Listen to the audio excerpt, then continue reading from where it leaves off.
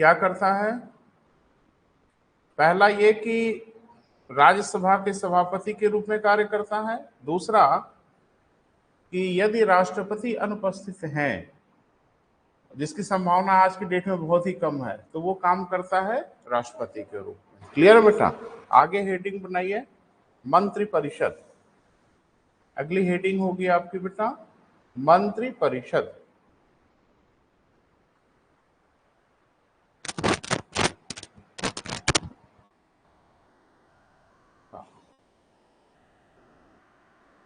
English में क्या कहेंगे बेटा? Council of ministers. जरूर लिख लें जिनको इंग्लिश में लिखना हो, मंत्री परिषद या काउंसिल ऑफ मिनिस्टर।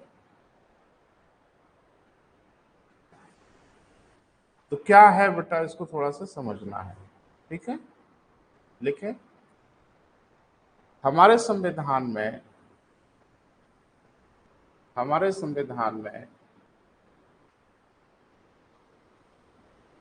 अब जो भी बातें बेटा हैं वो सब संविधान में लिखा होगा ना, तो संविधान के किसी अनुच्छेद में होगा। लिखें, हमारे संविधान के अनुच्छेद 74 में 74 में मंत्री परिषद का प्रावधान है। यानी अनुच्छेद 74 में लिखा गया है कि एक मंत्री परिषद होगी। एक मंत्री परिषद का प्रावधान है। क्लियर है बेटा? जिसका मुखिया प्रधानमंत्री होगा। जिसका मुखिया कौन होगा बेटा? प्रधानमंत्री होगा। क्लियर है? तो प्रधानमंत्री को बेटा कोई अलग से नहीं माना जाता। प्रधानमंत्री को कहा जाता है कि समकक्षों में प्रथम है। लिखें, इसीलिए प्रधानमंत्री को समकक्षों में प्रथम कहा जाता है।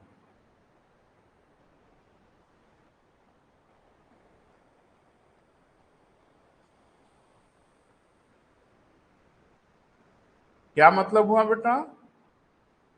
कि जो समान लोग हैं वो भी उन्हीं के साथ है, बस उनमें से एक पहला व्यक्ति है। क्लियर बेटा? लिखें, राष्ट्रपति को परामर्श देने के लिए मंत्रिपरिषद का राष्ट्रपति को परामर्श देने के लिए मंत्रिपरिषद का गठन किया जाता है।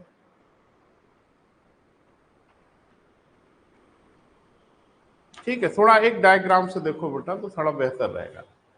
जैसे भारत का जो शासन होता है उसका तरीका क्या है? तरीका यह है कि सबसे टॉप पे होंगे कौन बेटा? राष्ट्रपति। और अभी आपने पढ़ा है, मुझे लगता है कल परसों में ही, कि सभी कार्य किसके नाम से किए जाते हैं? राष्ट्रपति के नाम से किए जाते हैं। अब राष्ट्रपति की परेशानी यह है बेटा कि राष्ट्रपति को जनता नहीं चुनती सीधे। तो जिसको सीधे जनता नहीं चुनती वो जनता के प्रति प्रत्यक्ष उत्तरदायी नहीं हो सकता या कम हो सकता। तो कहा गया कि इनके नीचे होंगे कौन बेटा? मंत्री परिषद। और एक बात ध्यान रखना कि प्रधानमंत्री मंत्री परिषद से पृथक नहीं है, वो भी मंत्री परिषद का ही हिस्सा है, बस अंतर यह है कि वो प्रथम है। तो यहां मंत्री परिषद और साथ में कौन बेटा? पीएम। पीएम माने प्राइम मिनिस्टर। तो ये हमारे यहाँ शासन का तरीका है। अब समस्या ये है कि इसका वर्णन तो किया गया है हमारे संविधान के अनुच्छेद 52 में, पढ़ा है आपने। इसका वर्णन किया गया है हमारे संविधान के अनुच्छेद 74 में, जो अभी लिखा आपने। तो कहा गया है कि सारे काम करेंगे राष्ट्रपति, और हर कार्य करते समय मंत्रिपरिषद राष्ट्रपति को परामर्श देगी, और राष्ट्रपति उनके परामर्श के अनुसार ही कार्य करेंगे। इसलिए सारी शक्ति इनके पास ना होके इनके पास चली आती। क्यों? क्योंकि ये सलाह देंगे, ये काम करेंगे। ऐसे समझो ना, जैसे बाइक को आप चलाते हो, चलती बाइक है, लेकिन हम जैसा नियंत्रण करते हैं बाइक वैसा रिस्पॉन्स करती है, अपने मन से ही चलने लगती है क्या? तो राष्ट्रपति करेगा जरूर, लेकिन वही करेगा जो ये कंट्रोल करेंगे। तो सारी शक्ति किसके पास चली आई? मंत्रिपरिषद के पास चली आई। क्लियर है बेटा? लेकिन राष्ट्रपति को परामर्श देने के लिए क्या होगी बेटा? मंत्रिपरिषद होगी। राष्ट्रपति उसके परामर्श के अनुसार ही कार्य करेंगे।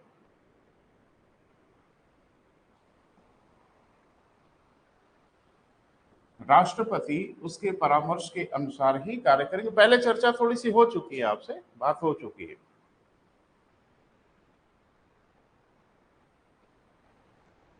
क्लियर है बेटा? तो अब ये देखते हैं कि जो काउंसिल ऑफ मिनिस्टर होते हैं इसमें कितने प्रकार के मंत्री होते हैं या हो सकते हैं। तो इसमें बहुत प्रकार के मंत्री होते हैं बेटा। तो इनका क्रम है, क्रम का मतलब शक्ति के अनुसार, पावर के अनुसार। तो इसमें सबसे बड़े वाले जो मंत्री होते हैं उनको हम लोग कहते हैं क्या बेटा? कैबिनेट मंत्री। कैबिनेट मंत्री माने, बोलो बेटा, नाम सुना है ना? जैसे रक्षा मंत्री को क्या कहते हैं हम लोग? कैबिनेट मंत्री कहते हैं। हाँ, डिफेंस मिनिस्टर, अंग्रेजी नहीं बोलना है। डिफेंस मिनिस्टर को हम लोग कैबिनेट मंत्री कहते हैं। होम मिनिस्टर को हम लोग क्या कहते हैं?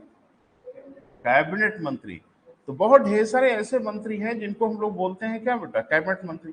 क्या मतलब है जब हम कहते हैं कि कोई मंत्री कैबिनेट स्तर का मंत्री है? तो ना ना, बड़े पद पे मैंने कैबिनेट मंत्री तो बड़ा मंत्री है ही है, इसमें कोई शक नहीं है।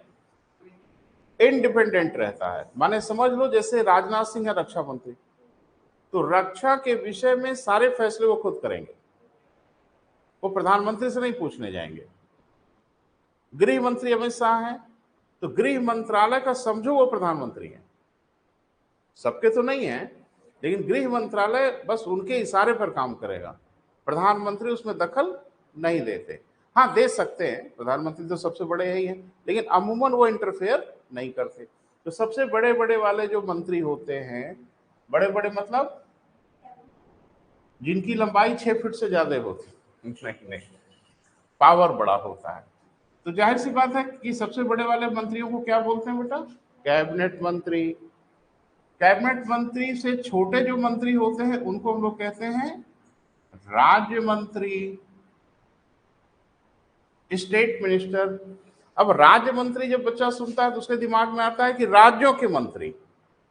राज्य मंत्री राज्य के नहीं, केंद्र में ही होते हैं राज्य मंत्री, लेकिन वो किसके अधीनता में काम करते हैं? कैबिनेट मंत्री के। तो कैबिनेट मिनिस्टर हो गया। कैबिनेट मंत्री से छोटा राज्य मंत्री, इंग्लिश में स्टेट मिनिस्टर। राज्य मंत्री से भी छोटा एक होता है जिसको क्या कहते हैं बेटा? उप मंत्री, डिप्टी मिनिस्टर। क्या कहते हैं इंग्लिश में? Deputy minister. इससे भी एक छोटे पद का प्रावधान है।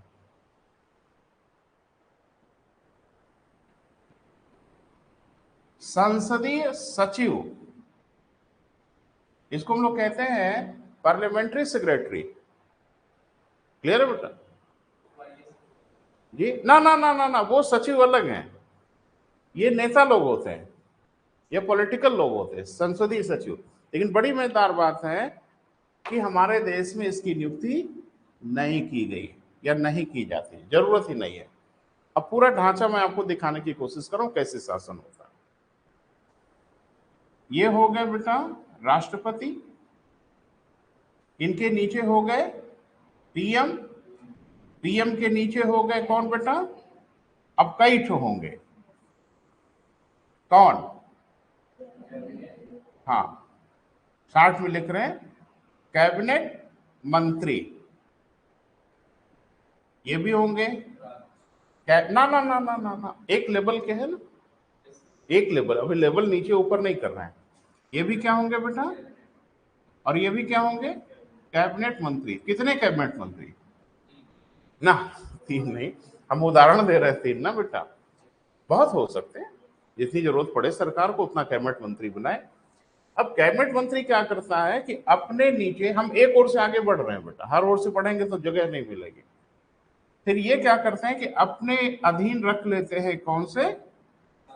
राज्य मंत्री। क्या ठो? आज जितने चाहे, अब ये मत बोल देना कि 2 ठो, ठीक है, जितने चाहे उतने। अब कभी कभी राज्य मंत्री भी अपने अधीन रख लेता इनको, हाँ सॉरी, उप मंत्री, यहां भी उप मंत्री। अब ये व्यवस्था थी कि उप मंत्री भी चाहें तो अपने अधीन रख लें संसदीय सचिव। अब देखो सबसे बड़े बांस तो यही दिख रहे हैं, नहीं बांस तो ये है, इसमें कोई शक नहीं है, लेकिन ये मुहर जैसे हैं, खाली रबर की मुहर जैसे होती है ना, कि ताकत तो होती है मुहर में, लेकिन मुहर अपने से नहीं लगती। ताकत मार्कर में है ना, अपने से थोड़ी लिखेगी, मुझे लिखना होगा, तो मैं निर्णय करता हूं। ऐसे ही कहा जाता है कि भारत का राष्ट्रपति रबर की मुहर जैसा है, और उस मुहर को लगाता कौन है? प्रधानमंत्री। क्लियर है बेटा? तो सारी शक्ति कहां होती है? प्रधानमंत्री। प्रधानमंत्री एक आदमी है, 2 हाथ 2 पैर 2 आंखें है उसकी, हर काम तो कर नहीं सकता, तो अपने काम को बांट देता है कि भैया फलाना आप देख लो, हेमा का काम आप देख लो, और ये काम आप देख लो। तो जो बड़े बड़े उनके सहयोगी होते हैं उनको क्या बोलते हैं हम लोग? कैबिनेट मंत्री। अब कैबिनेट मंत्री क्या करता है? अपने अंदर राज्य मंत्री। ध्यान रखना, राज्य मंत्री कोई निर्णय अपने मन से नहीं लेगा। क्लियर है? दस्तखत करेंगे कौन? कैबिनेट मंत्री ही। कभी कभी कैबिनेट मंत्री उनको छूट दे देता है कि तुमको जो काम हम सौंप रहे हैं तुम खुद करना, हमारे पास मत आना।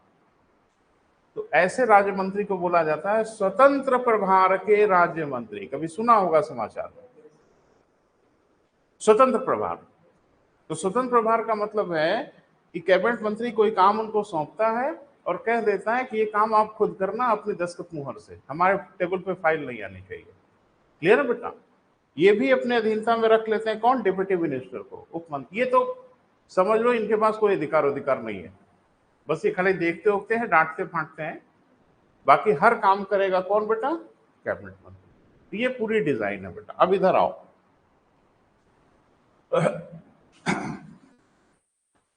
समझ में आ रहा है? बोल नहीं रहे हैं? अरे भैया जितना आसानी से शासन समझते हो आप, उतना आसानी से होता थोड़ा ही है।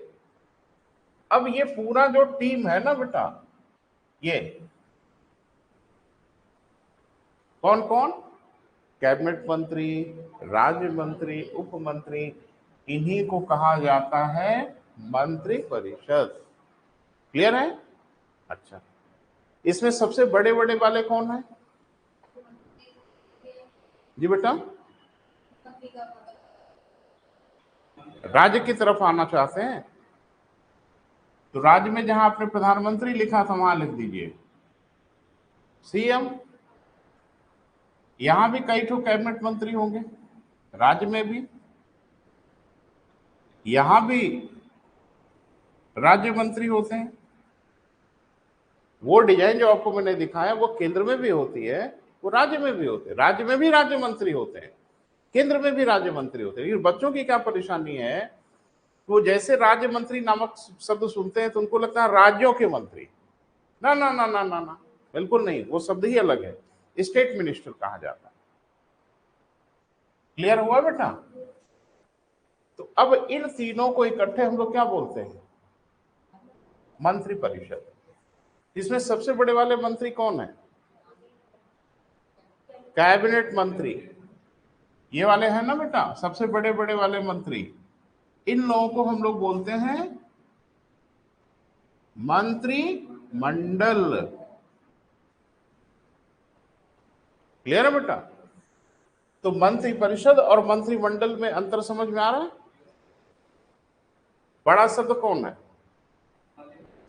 मंत्री परिषद, क्योंकि मंत्री परिषद में कैबिनेट मंत्री भी हैं, राज्य मंत्री भी हैं और उप मंत्री। जब इन दोनों को निकाल के खाली इनकी बात की जाए तो उसको बोला जाता है क्या बेटा? मंत्रिमंडल। क्लियर हुआ? एक बात हमेशा समझना, देश में कभी भी कोई भी बड़ा फैसला होता है, निर्णय होता है, तो वो निर्णय होता है मंत्रिमंडल के द्वारा। क्लियर है? प्रधानमंत्री मंत्रिमंडल की बैठक बुलाता है। कौन कौन मंत्री जाएंगे उसमें? सिर्फ कैबिनेट मंत्री। जहां बैठक हो रही होती है वहां राज्य मंत्री उप मंत्री फटक नहीं सकते। देख नहीं सकते। अंदर जाने का तो सवाल ही नहीं उठता। अंदर सिर्फ कौन बैठेंगे बेटा? प्रधानमंत्री रहेंगे और कैबिनेट के मंत्री रहेंगे। क्लियर है बेटा? ये लोग मिलके जो फैसला कर देंगे वही फैसला देश का हो जाता है। और जितने भयानक फैसले होते हैं, कठोर फैसले होते हैं, मंत्रिमंडल लेता है। और मंत्रिमंडल जब फैसला ले लेगा तो संसद तो हाँ कहेगी कहेगी भाई।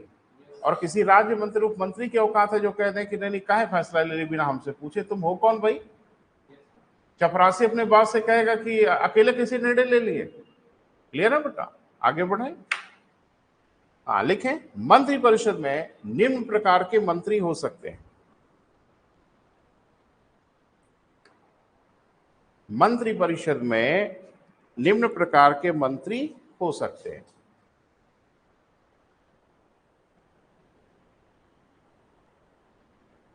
मतलब क्या बेटा?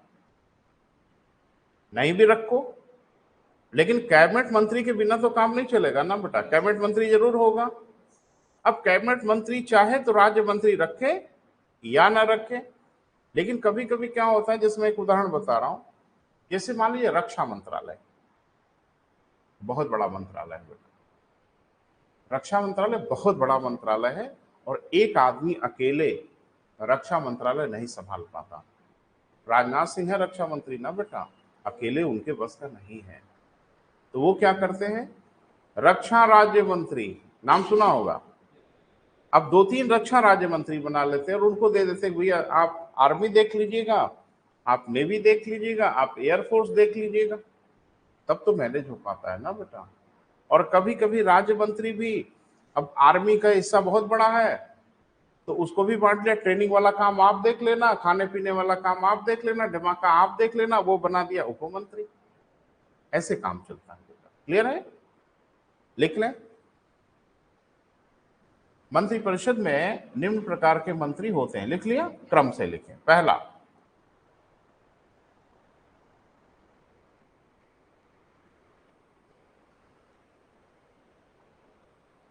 पहला कौन बेटा?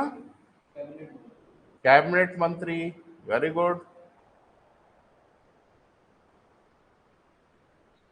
कैबिनेट मंत्री से थोड़ा छोटा, उसी के नीचे लिखो राज्य मंत्री।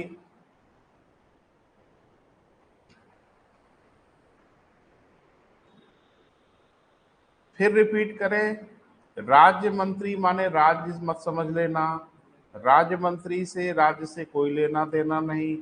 राज्य मंत्री केंद्र सरकार में भी होता है और राज्य मंत्री राज्य सरकार में भी होता है।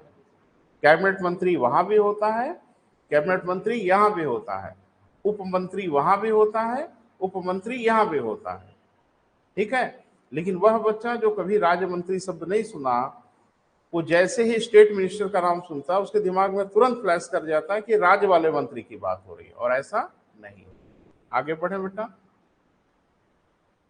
कैबिनेट मंत्री लिख लिया, उसके नीचे उप मंत्री, और उसके नीचे संसदीय सचिव हो सकते हैं, लेकिन अभी तक नियुक्ति नहीं की जाती है ना बेटा। अब एक रिक्वेस्ट आपसे करेंगे बेटा कि सबके सामने उनका अंग्रेजी वाला नाम भी लिख लो, है ना। जैसे कैबिनेट मिनिस्टर, कैबिनेट मंत्री को इंग्लिश में क्या कहेंगे? Cabinet minister.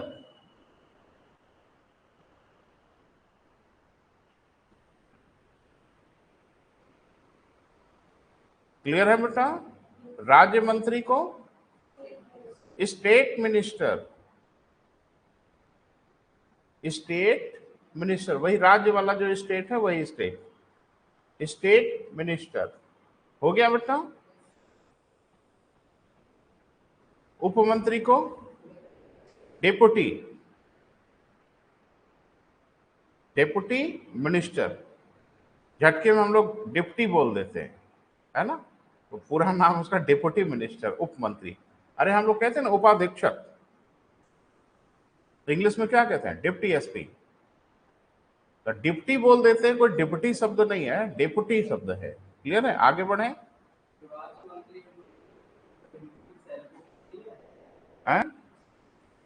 जोर से बोलिए, जोर से। अरे भैया ढंग से सैलरी मिलती है, भवकाल एकदम टाइट रहता है इनका, भवकाल में कोई कमी नहीं है। जा जाके ऐसा दहाड़ेंगे ना विभागों में जैसा कि कैबिनेट मंत्री ना डांटता हो।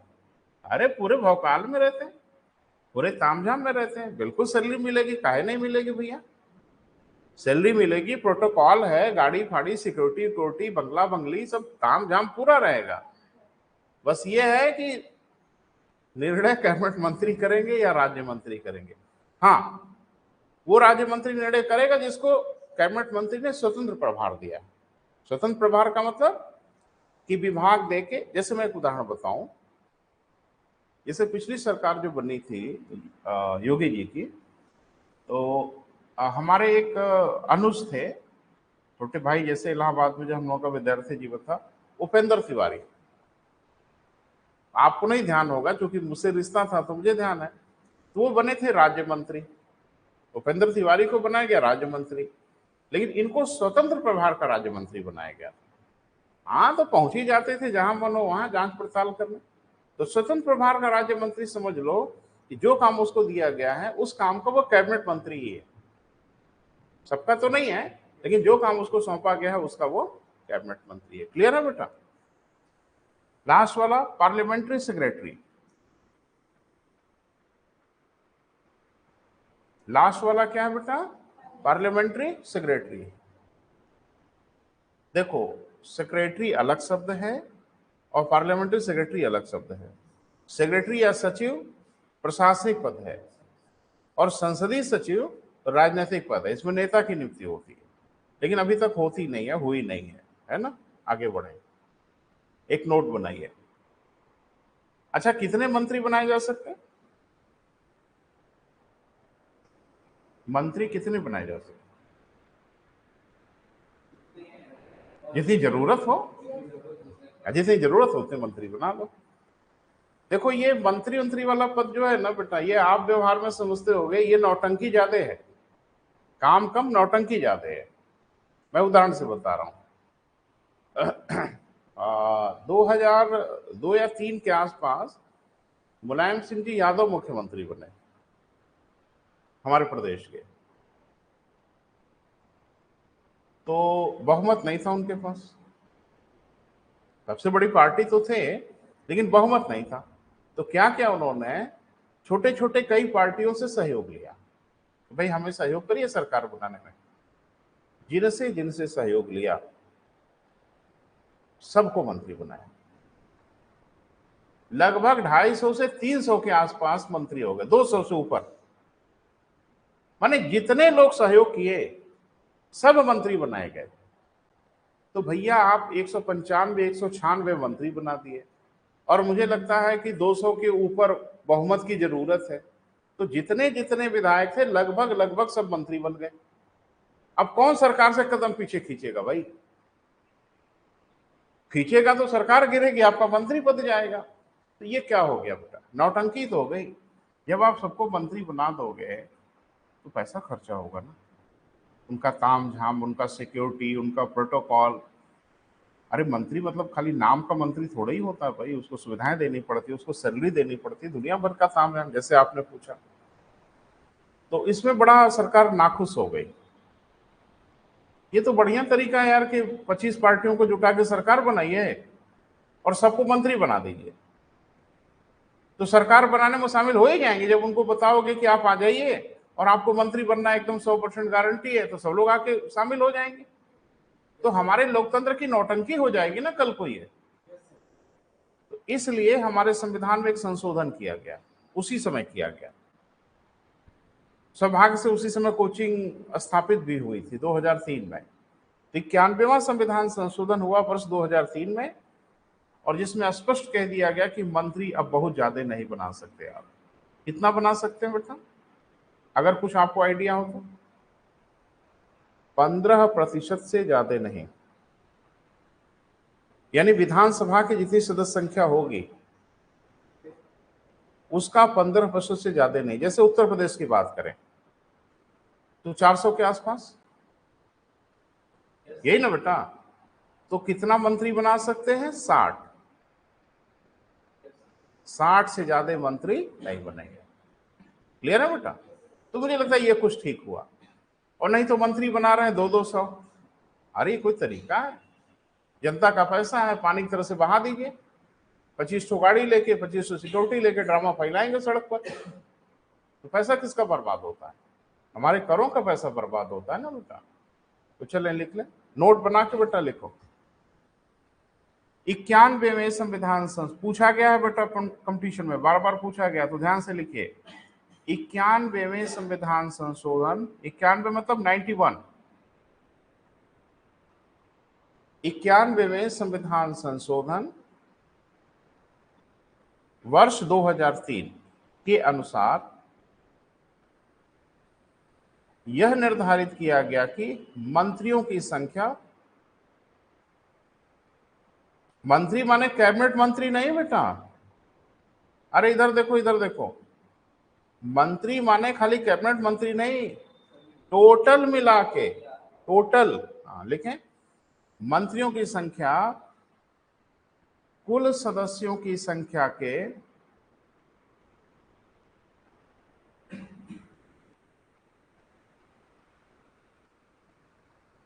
15% से अधिक नहीं होगी। ये बहुत इंपॉर्टेंट है बेटा, ध्यान से पढ़ना है। मंत्रियों की संख्या कुल सदस्यों की संख्या के कितना बेटा? 15% से अधिक नहीं होगी, कम रख सकते हैं। क्लियर है? अब इसमें एक संकट हो गया बेटा, जैसे कुछ राज्यों के विधान सभा में देखोगे तो सदस्यों की संख्या 100 भी नहीं है। अरे कहीं कहीं 40 है, कहीं 40 से भी कम है, जहां 50 है वहां ये संविधान संशोधन वहां अगर लागू हो गया, क्या छूट गया बेटा? लिख लो, लिख लो, जो बोल रहे हैं उसको सुनो, पहले लिख लो। 15% से अधिक नहीं होगी, यही मैंने लिखाया है। हो गया बेटा? अब एक चीज बताओ बेटा कि भारत के हर प्रदेश में जो विधायक लोग हैं या विधानसभा के सदस्यों की संख्या, वो बहुत पर्याप्त हर जगह तो नहीं है, लेकिन मान लीजिए जहां 100 विधायक हैं वहां कितने मंत्री बनाओगे? 15। और जहां 50 विधायक हैं वहां 7.5 मंत्री। ये लिटरली संभव है। और जहां 40 विधायक वहां क्या मंत्री बनाओगे? बवाल हो जाएगा ना। अब अगर 15% का नियम वहां लगाओगे तो सरकार ही नहीं चल पाएगी भाई। जहां 100 विधायक हैं, कुल मिला के 15 मंत्री बनेंगे, कैबिनेट मंत्री, राज्य मंत्री, उप मंत्री, चल पाएगा? इन्होंने कहा है कि जहां संख्या बहुत कम होगी, जैसे जहां 40 है, 50 है, या जहां 80 है, 90 है, वहां कहा कि अधिकतम 12 मंत्री बना सकते हैं। यानी जो ज्यादा दिखे, 15% ज्यादा दिखे या 12 ज्यादा दिखे, वो बना लीजिएगा। लिखें, जिन राज्यों में, उसी में जोड़ लो बेटा, जिन राज्यों में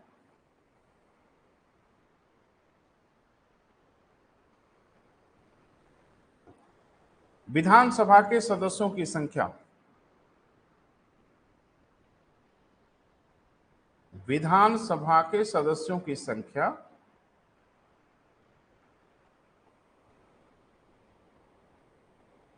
कम हो, अरे भाई कहीं 40 है, कहीं 45 है, कहीं 50 है, वहां 15% का नियम लगा दोगे तो कै ठो मंत्री मिलेंगे भैया? चला पाएंगे? तो उसके लिए व्यवस्था बनाई गई है कि जहां विधानसभा के सदस्यों की संख्या कम हो वहां अधिकतम 12 मंत्री बनाए जा सकते हैं।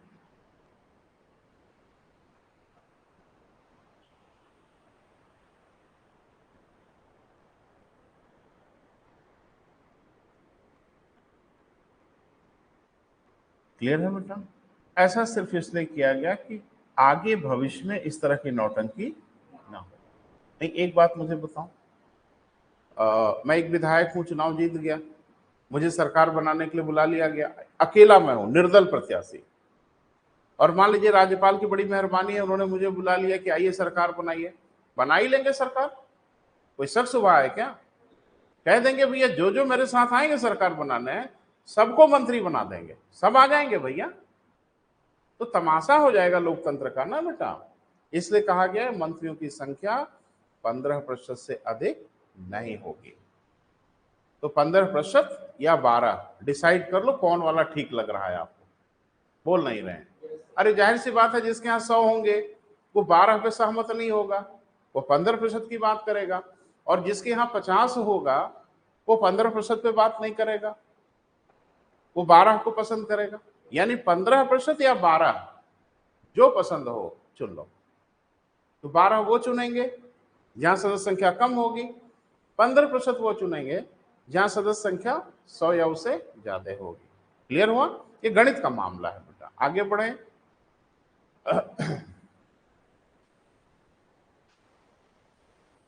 पढ़ चुके हैं लेकिन दोबारा पढ़ेंगे बेटा, जरूरी है। प्रधानमंत्री तथा मंत्रिपरिषद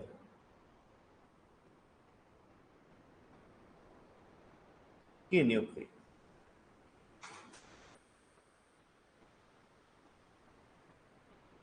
प्रधानमंत्री तथा मंत्रिपरिषद की क्या बेटा? नियुक्ति। ये सब क्वेश्चन खूब पूछे जाते हैं बेटा, तो थोड़ा आपको पढ़ना पड़ेगा बेटा, समझना पड़ेगा।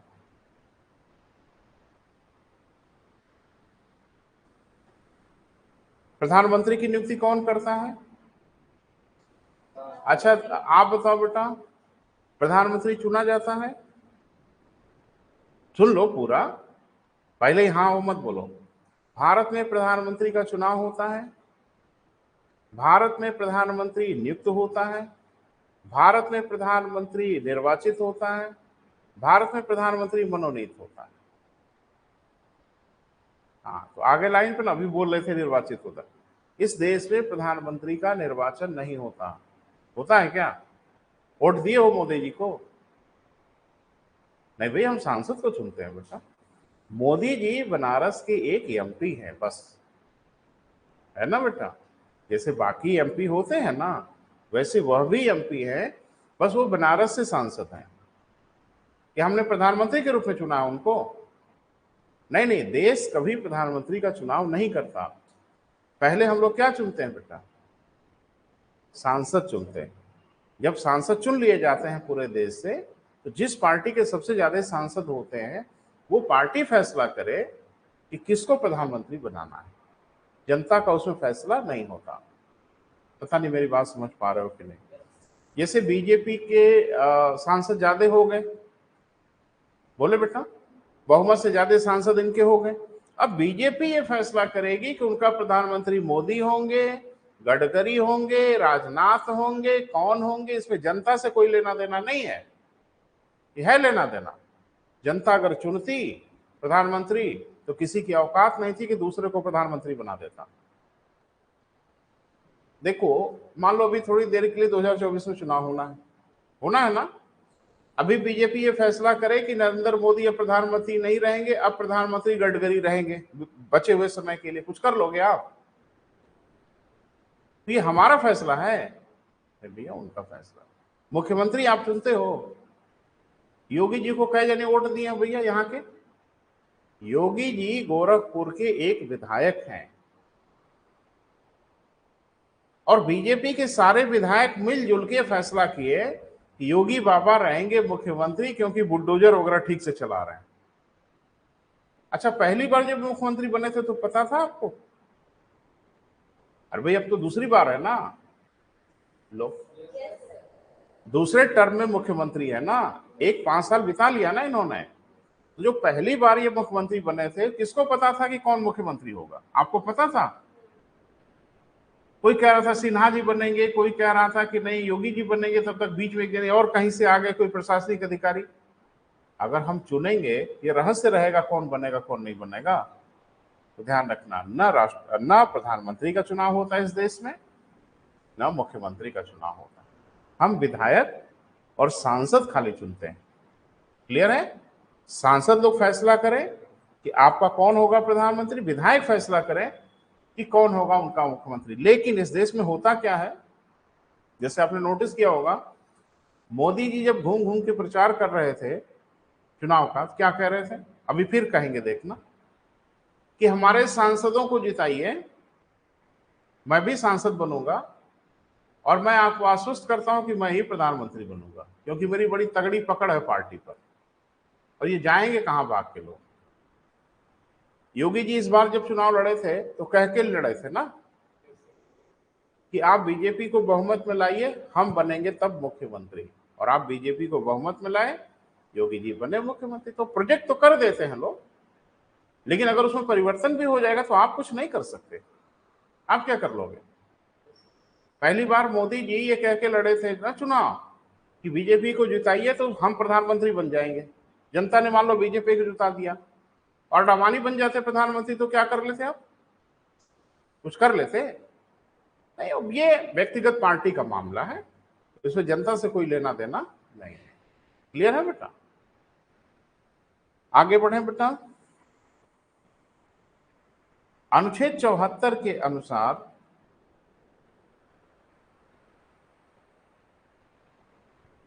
आर्टिकल, सॉरी सॉरी सॉरी, 74 तो हो गया है ना बेटा, 75, 75, अनुच्छेद 75 75 के अनुसार राष्ट्रपति प्रधानमंत्री की नियुक्ति करता है।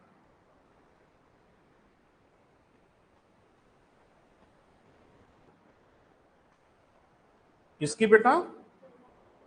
प्रधानमंत्री की नियुक्ति करता है। प्रधानमंत्री के परामर्श पर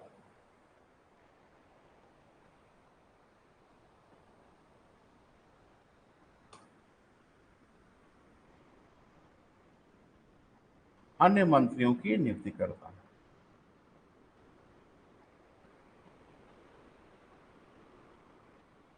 प्रधानमंत्री के परामर्श पर किसका बेटा? अन्य मंत्रियों की नियुक्ति करता है। कौन? राष्ट्रपति करता है। ठीक है बेटा। अब मंत्री या प्रधानमंत्री बनने की शर्त क्या है वो जरा लिख लें। मंत्री अथवा प्रधानमंत्री बनने की शर्तें। तो कोई तो शर्त होगी ना बेटा, बोल नहीं रहे।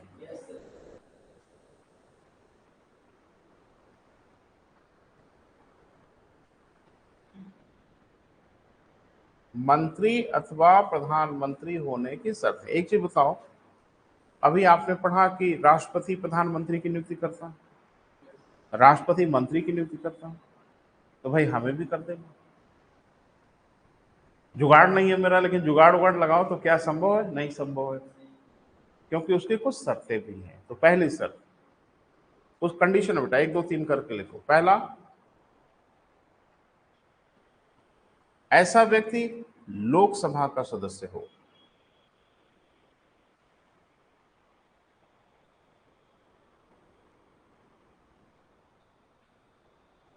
ऐसा व्यक्ति किसका बेटा? लोकसभा का सदस्य हो। ठीक है। अभी हम जितनी शर्तें बताएंगे सब नहीं लागू होना है, उसमें से कोई एक लागू हो। तो पहली शर्त आपने क्या लिखा? लोकसभा का सदस्य हो, मतलब या तो मेंबर ऑफ पार्लियामेंट हो, एमपी हो। दूसरा, राज्यसभा का सदस्य हो।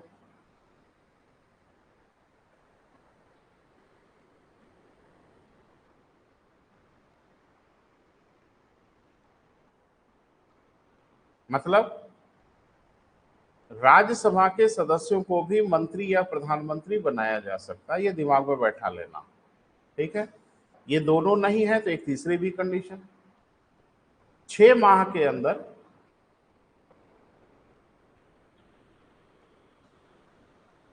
लोकसभा अथवा राज्यसभा का सदस्य बन जाए।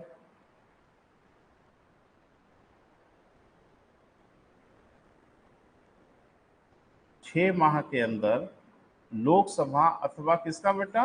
राज्यसभा का सदस्य बन जाए। कैसे बेटा? चाहे निर्वाचित होके, चाहे मनोनीत होके, लिखें, बन जाए। चाहे वह निर्वाचित हो अथवा मनोनीत हो।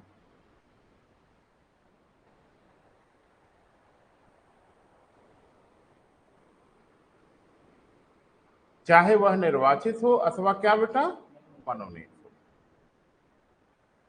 क्लियर हुआ? तो अब दिमाग में ये भी बैठा लीजिएगा कि मनोनीत सदस्यों को भी प्रधानमंत्री या मंत्री बनाया जा सकता है, कोई प्रतिबंध नहीं है। चुनाव जीतना ही प्रधानमंत्री बनने के लिए जरूरी नहीं है। राष्ट्रपति अगर मेहरबान है तो मनोनीत सदस्य को भी वो प्रधानमंत्री या मंत्री बना सकते हैं। क्लियर है बेटा? आगे बढ़िए, अगली हेडिंग बनाइए बेटा, महान्यायवादी। हेडिंग बनाओ, ये इस बार पूछा गया था आपकी परीक्षा में। महान्यायवादी,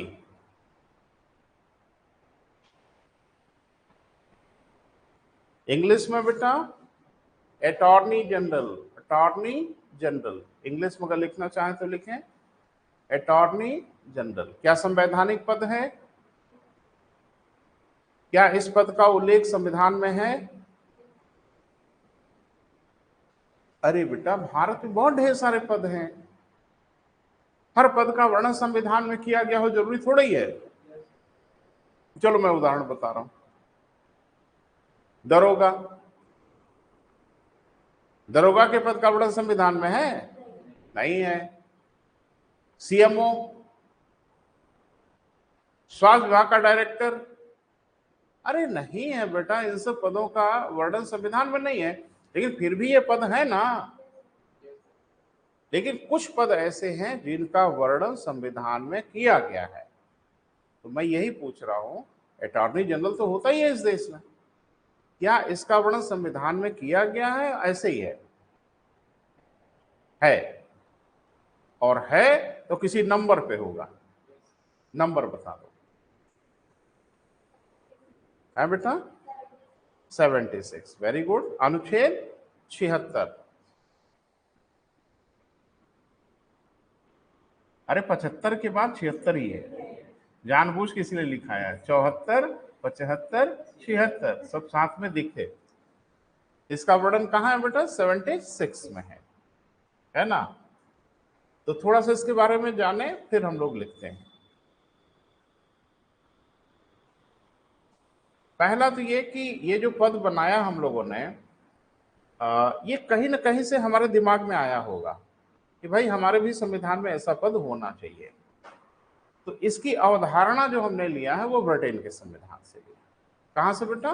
ब्रिटेन। वहां इस तरह का पदाधिकारी पहले से ही हो। अरे भाई वो 1689 से है बेटा, हम तो अभी 1950 में बने, वो 1689 से वहां लोकतंत्र है ना बेटा? लिखें इस पद की अवधारणा। कल को यही पूछ लेगा, तकलीफ में चले जाएंगे। आपको मालूम नहीं वो क्या पूछ रहे हैं आजकल। इस बार यही ना पूछा था बेटा। अरे अभी जो पीसीएस परीक्षा हुई थी उसमें महान्यायवादी पूछा था। क्या पूछा था? आप जो जो पढ़े हो वही वही पूछेगा, क्योंकि पूछने के पहले पूछ लेगा आपसे कि बेटा इसमें क्या क्या पढ़े हो आप। ना बेटा, उसने ये पूछा कि इसको कैसे हटाया जाता है, दिया था। भाई मेरी नजर से गुजरा है पेपर कि उसने ये दिया था कि सर्वोच्च न्यायालय के न्यायाधीश बनने की योग्यता वाले व्यक्ति को नियुक्त किया जाएगा। कई विकल्प दिया था ना, 1, 2, 3, 4। प्रश्न पे नजर है जो पूछा गया था पीसीएस में। पहला दिया था कि सर्वोच्च न्यायालय के न्यायाधीश बनने की योग्यता वाले व्यक्ति को महान्यायवादी नियुक्त किया जाता है। अब ये सही है कि गलत है मैं कुछ नहीं कह रहा हूं, अभी तो पढ़ने के बाद आप लोग बता पाएंगे। कई और चीजें थी, लेकिन उसमें एक चीज थी कि महान्यायवादी को उसी तरीके से हटाया जाता है जैसे सर्वोच्च न्यायालय के न्यायाधीश को। तो आपसे पूछ पूछ के विकल्प बनाएगा, उसका जो मन करेगा वो बनाएगा। आप पढ़े हैं या नहीं पढ़े हैं उसे क्या लेना देना। तो सतर्क रहना है। कल को ये जोड़ दिया होता उसी में, इस पद की अवधारणा अमेरिका के संविधान से लिया गया, इस पद की अवधारणा ब्रिटेन के संविधान से लिया गया, इतने में काम हो जाता ठीक ठाक लोगों का।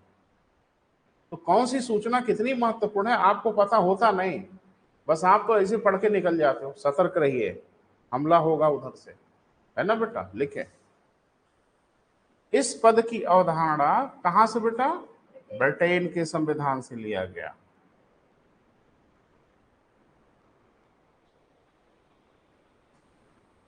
ठीक है, तो थोड़ा रुकिए, थोड़ा ब्रिटेन चला जाए, वहीं से लिया गया तो उधर चलते हैं, लंदन लंदन घूम के आते हैं, थोड़ा रुको। अब ब्रिटेन में ये जो पदाधिकारी है उसका थोड़ा सा परिचय सुन ले। ब्रिटेन का जो महान्यायवादी होता है वो मंत्री होता है, जैसे रक्षा मंत्री होते हैं, गृह मंत्री होते हैं, दिमाका मंत्री होते हैं, वैसे ब्रिटेन की मंत्री परिषद का वो सदस्य होता है, अटॉर्नी कहते हैं उसे। तो अटॉर्नी वहां का क्या होता है, पदाधिकारी नहीं होता, मंत्री होता है। और बहुत सिंपल सी बात है कि अगर वो मंत्री है तो मंत्री परिषद के सारे रूल्स रेगुलेशन उसके ऊपर लागू होंगे। राजनाथ सिंह का कार्यकाल कितना होगा? क्यों? क्योंकि एक सांसद का ही कार्यकाल 5 साल होता है, सरकार का ही कार्यकाल 5 साल का होता है, तो इनका भी 5 ही साल का होगा। तो अगर अटॉर्नी भी मंत्री होता तो आप कह देते ना कि इसका भी कार्यकाल उतना ही होगा जितना कि मंत्रिपरिषद का कार्यकाल होगा। मंत्रिपरिषद जब इस्तीफा देगी तो इनका भी इस्तीफा देना होगा। देखो, मंत्रिपरिषद के बारे में बड़ी मजेदार घटना है बेटा, सुन लो। कहा जाता है कि ये 7 तैरते हैं और 7 डूबते हैं। ऐसा हो ही नहीं सकता कि प्रधानमंत्री डूबे अकेले और बाकी मंत्री तैरें, ये हो ही नहीं सकता। सब साथ तैरेंगे और सब साथ डूबेंगे। सदन में अगर बाध्य हो कि किसी मंत्री को इस्तीफा देना पड़ा, सबको इस्तीफा देना होगा। इसीलिए देखते हो एक मंत्री को सब मिलजुल के बचाते हैं कि ये डूबा तो सबको डूबना पड़ जाएगा, इसलिए इसको तैराते रहो, ढकेलते रहो। तो सब मिलजुल के सपोर्ट करते हैं बेटा। लिखे, यह अवधारणा कहां से ली गई बेटा? ब्रिटेन के संविधान से ली गई। लिखें, यह देश का प्रथम विधि अधिकारी होता है, लॉ ऑफिसर होता है।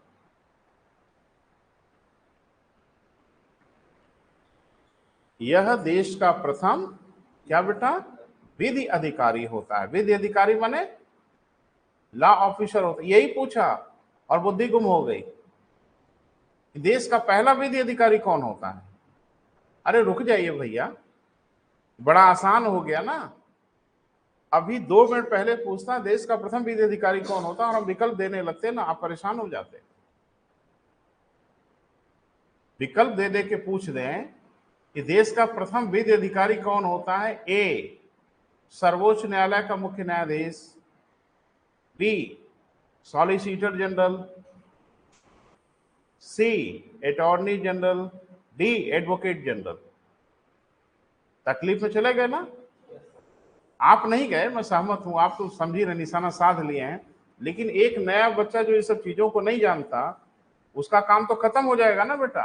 अगर ये प्रश्न पूछे कि देश का प्रथम लॉ ऑफिसर कौन होता है, और 4 विकल्प आजकल दे ही रहे हैं, 4 विकल्प आपको दे देंगे। ए, सर्वोच्च न्यायालय का मुख्य न्यायाधीश, बी, सर्वोच्च न्यायालय का प्रत्येक न्यायाधीश। लोगों को लगे ये कुछ नया टाइप का लग रहा है, यही होगा। सी, सॉलिसिटर जनरल। आधा बच्चा तो यही घबराते है, ये कौन सा नाम है। D, attorney general. यही हमारा उत्तर होगा। क्लियर है बेटा? तो देश का प्रथम विधि अधिकारी कौन बेटा? सॉलिसिटर जनरल नहीं, अटॉर्नी जनरल। क्लियर है बेटा? यानी महान्यायवादी होता है। लिखिए, सर्वोच्च न्यायालय के न्यायाधीश बनने की योग्यता रखने वाले व्यक्तियों में से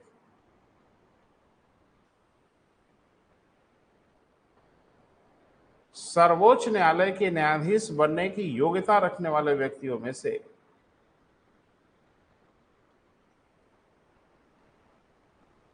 राष्ट्रपति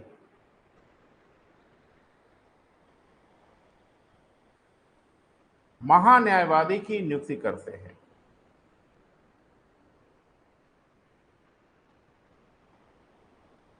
राष्ट्रपति किसकी बेटा?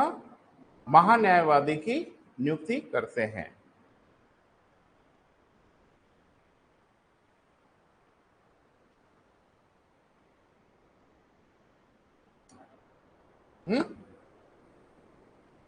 लिखें, इसका कार्यकाल निर्धारित नहीं है। इसका कार्यकाल क्या बेटा, निर्धारित नहीं है, वरन यह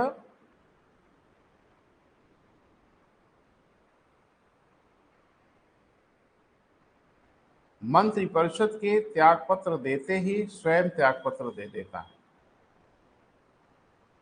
मंत्रिपरिषद के त्यागपत्र देते ही स्वयं त्यागपत्र दे देता है।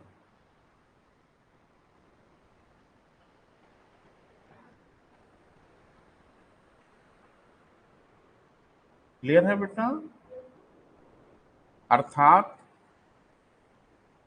राष्ट्रपति के प्रसाद पर्यंत तक, अर्थात राष्ट्रपति के प्रसाद पर्यंत तक, प्रसाद पर्यंत माने इच्छा तक, है ना, अपने पद पर बना रहता है। राष्ट्रपति के प्रसाद पर्यंत तक अपने पद पर बना रहता है। क्लियर है बेटा? सामान्य रूप से इसका भी कार्यकाल 5 वर्ष ही होता, संविधान में नहीं लिखा है बेटा, लेकिन मंत्रिपरिषद का कार्यकाल कितना होता है? 5 साल। तो इसका भी होता है। सामान्य रूप से इसका कार्यकाल 5 वर्ष होता है। पहले ही हम लिखा चुके हैं बेटा कि संविधान में इसका उल्लेख नहीं है। क्लियर हुआ? आगे बढ़ें।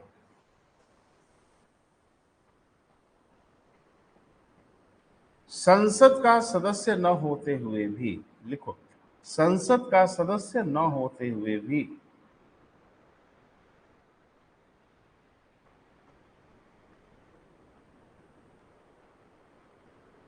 सदन की बैठक में भाग लेता है।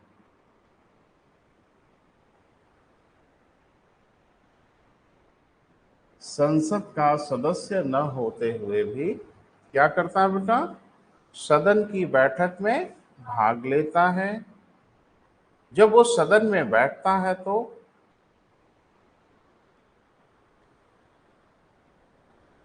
जब वह सदन में बैठता है तो सभी विशेषाधिकार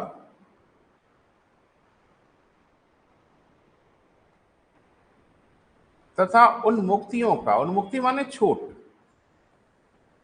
सभी विशेषाधिकार तथा छूट का लाभ प्राप्त करता है।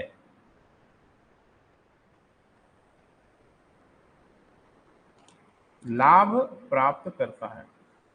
समझ पा रहे बेटा हम क्या कह रहे हैं? हम ये कह रहे हैं बेटा कि महान्यायवादी चुना हुआ आदमी तो नहीं होता, जनता ने तो उसको नहीं चुना। लोकसभा की जब बैठक होगी तो लोकसभा में कौन बैठेंगे? चुने हुए लोग बैठेंगे, एमपी लोग बैठेंगे। हम लोग भी मन करेगा जाके बैठ जाएंगे, घूस के दिखाइए, खाली बैठना छोड़ दीजिए। सिर्फ उसमें माननीय बैठेंगे और कोई व्यक्ति उसके अंदर जाके नहीं बैठेगा।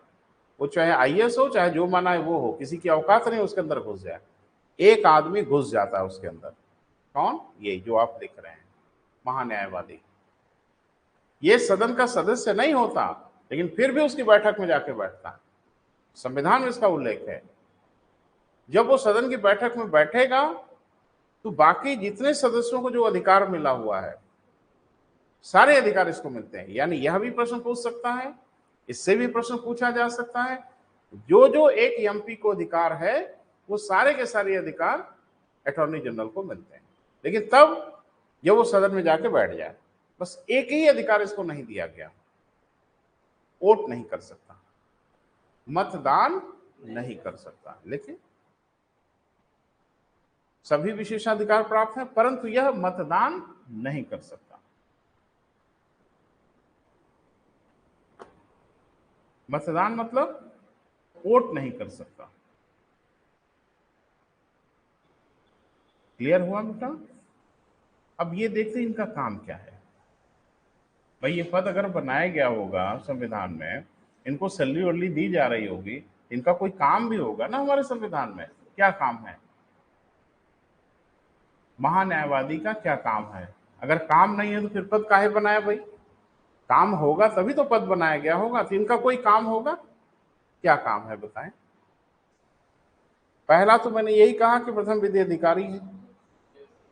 दूसरा कि अगर सरकार के विरुद्ध कोई मुकदमा हुआ हो, जैसे आप कई मुकदमे देखे ना, केशवानंद भारती बनाम केरल राज्य, धिमाका बनाम यूनियन, फलाना बनाम भारत संघ, तो किसके खिलाफ मुकदमा है? ये भारत के खिलाफ मुकदमा है। तो भारत के खिलाफ अगर कोई मुकदमा होगा, केंद्र के खिलाफ अगर कोई मुकदमा होगा, तो इनको भी वकील वकील चाहिए ना। तो यही सरकार का वकील होता है। यानी अगर सरकार के विरुद्ध किसी ने मुकदमा किया तो सरकार का बचाव न्यायालय में कौन करेगा? अटॉर्नी जनरल करेगा, महान्यायवादी करेगा, पहला काम।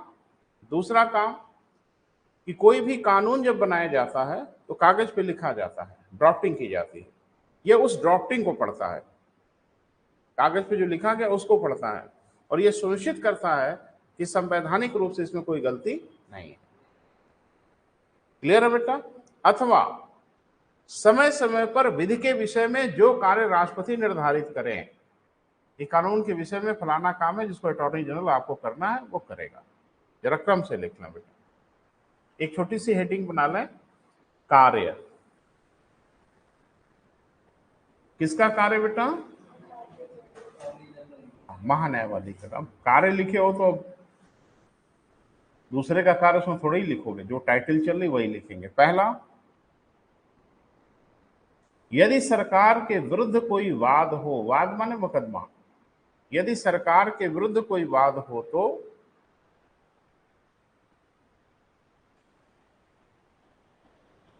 यह सरकार की ओर से न्यायालय में उपस्थित होता है।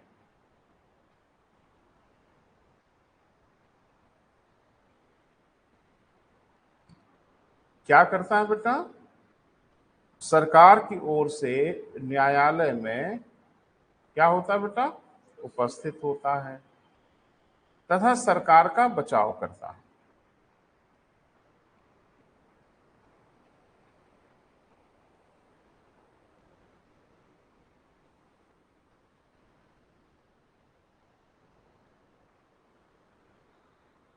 क्लियर हुआ बेटा?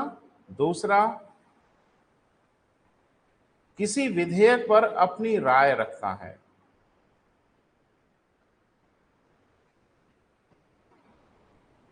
किसी विधेयक पर अपनी क्या करता है बेटा? राय रखता है, ओपिनियन देता है, सरकार उसे मांगती है।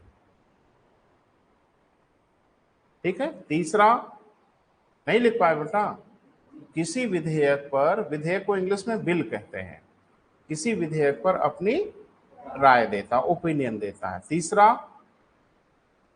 विधि के विषय में राष्ट्रपति द्वारा, विधि के विषय में राष्ट्रपति द्वारा सौंपे गए कार्य।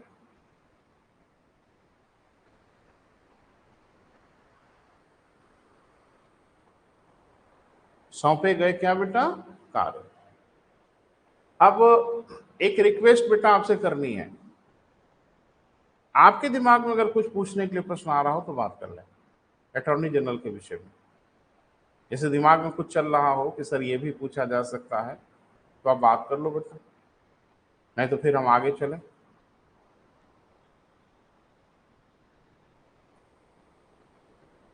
अरे भाई, जितना पूछे जाने वाले क्वेश्चन की संभावना थी हमने लगभग घेर ही लिया है। कहां से लिया? ब्रिटेन से लिया। ब्रिटेन में मंत्रिपरिषद का सदस्य है, परंतु हमारे यहाँ ये नियुक्त होता है। नियुक्ति भले होता है लेकिन व्यवहार ऐसे करता है जैसे वो मंत्रिपरिषद का सदस्य है, तभी तो सदन में गया। अरे भाई, तभी ना सदन में गया। और सदन में कौन जाएगा? मंत्रिपरिषद के लोग जाएंगे, लेकिन ये भी जाता है। तो लक्षण तो वही वाला दिख रहा है, क्योंकि वहां मंत्रिपरिषद का सदस्य, इससे उसका कार्यकाल उतना ही होगा जितना मंत्रिपरिषद का कार्यकाल होगा। वही नियम यहां लगा दिया गया कि भले ही आप मंत्रिपरिषद सदस्य नहीं है, लेकिन आपका भी कार्यकाल उतना ही होगा जितना कि मंत्रिपरिषद का कार्यकाल होगा। सरकार अगर जाएगी, अभी मोदी जी जाएंगे, उनकी सरकार जाएगी, अटॉर्नी जनरल भी जाएंगे, विदाई समारोह उनका भी होगा। समझ पा रहे हैं? हाँ, जाने के लिए बाध्य नहीं है, वो इस्तीफा देने के लिए बाध्य नहीं है, लेकिन वो इस्तीफा दे ही देगा क्योंकि इस्तीफा अगर नहीं देगा तो अगली सरकार जो आएगी तो अपने मन से बनाएगी ना, फिर आपको हटा देगी। तो बेइज्जत होने से बढ़िया है बाइज्जत खुद ही चले जाए। घर वाले धक्का मार के भगाने के मूड में नमस्कार कहिए, तुरंत निकल लीजिए वहां से, और धक्के खाने के इंतजार ना करें। बस बस यही है बेटा, ठीक है जी बेटा। हाँ।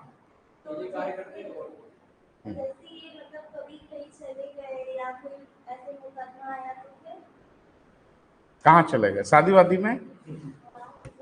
घर में कहीं शादी वादी पड़ गई, छुट्टी लेके चले गए, ठीक है? नहीं बेटा, देखो अटॉर्नी ऐसे समझो जैसे कैबिनेट मंत्री होता है ना, तो एक होता है ना, वो तो कैबिनेट मंत्री के साथ भी बोल सकते थे आप कि राजनाथ सिंह के घर शादी वादी आ गई तो सेना कैसे चलेगी, है ना?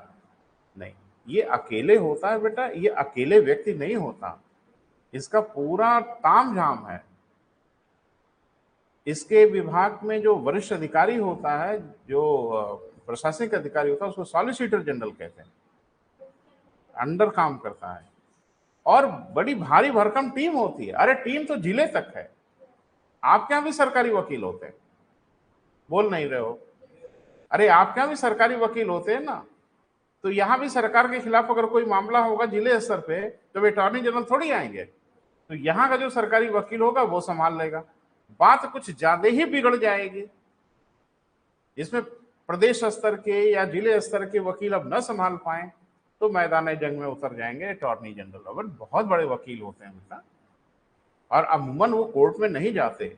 जब सरकार एकदम सासत में पड़ जाती है केंद्र सरकार, तब अटॉर्नी जनरल अपना गाउन ऑन कोट वोट पहन के निकल पड़ता है कोर्ट में। तो ऐसा नहीं है बेटा, वो अकेले नहीं होते, पूरा भारी भरकम ऑफिस होता है, कार्यालय होता है। क्लियर है?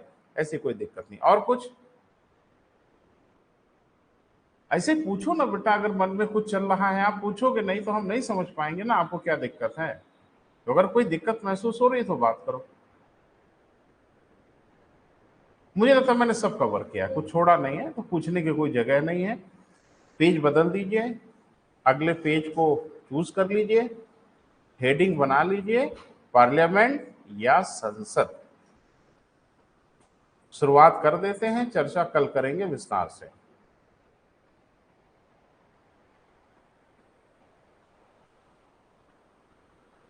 ठीक है बेटा? तो संसद संसद हम लोग बोलते हैं ना, भाई भारत की संसद है, संसद करती है, संसद कर देगी, ये सब सुनते हैं ना। तो संसद या पार्लियामेंट जो शब्द है, इसका उल्लेख हमारे संविधान में कहीं न कहीं किया जरूर गया होगा। क्लियर है बेटा? तो हमारे संविधान के आर्टिकल 7(9), आर्टिकल 7(9) में इसका उल्लेख किया गया। 7(9) मतलब, हाँ 79 हिंदी में कहें तो 79, है ना बेटा? लिखें ब्रैकेट में हेडिंग, वो आर्टिकल जरूर लिखिए, आर्टिकल 7(9), 2 लाइन लिखते हैं बेटा। लिखें, इसमें बताया गया है कि भारत की एक संसद होगी। भारत की एक संसद होगी, संसद माने पार्लियामेंट होगी।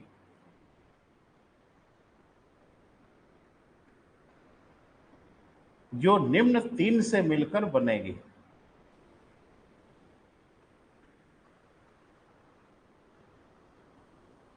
जो निम्न किससे बेटा?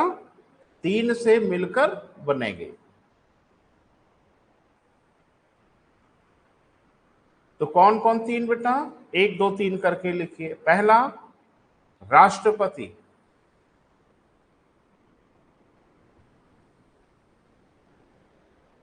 तो एक बात तय हो गई कि राष्ट्रपति संसद का अभिन्न अंग है, जो वहां पे विधायी अधिकार आपने पढ़ा था।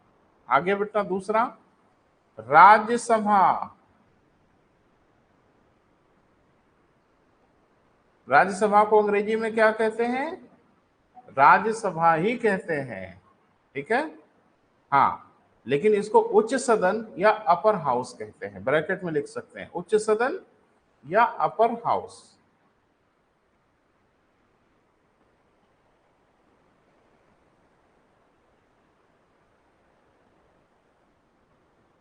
2 हो गया बेटा। तीसरा लोकसभा,